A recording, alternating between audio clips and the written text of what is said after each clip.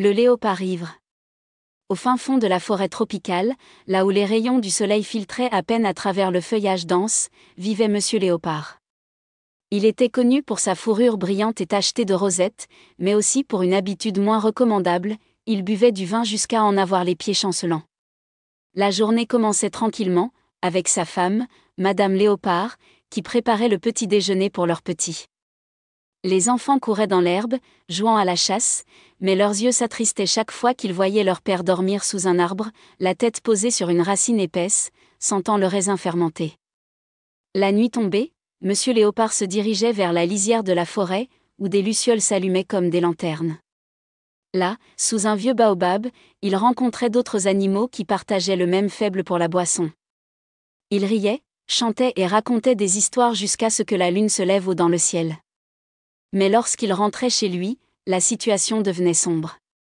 Sa femme l'attendait à l'entrée, les yeux pleins de larmes et la voix tremblante de colère. « Ne vois-tu pas combien souffrent les enfants ?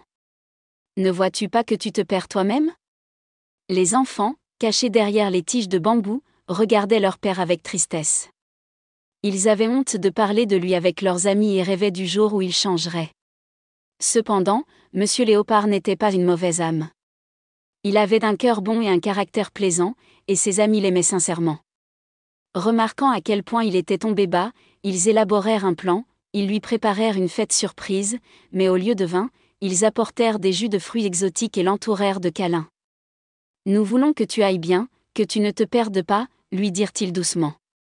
Cette nuit-là, Monsieur Léopard sentit pour la première fois depuis longtemps combien il était beau de rire sans vertige, de profiter de l'amitié sans perdre sa lucidité. Il s'agenouilla devant sa famille et promit solennellement qu'il essaierait d'arrêter de boire. Ce fut un chemin long et difficile, mais chaque jour il faisait un petit pas vers la guérison. Et même s'il tombait parfois, il se relevait toujours, sachant que derrière lui se trouvait une famille qui n'avait jamais cessé de l'aimer.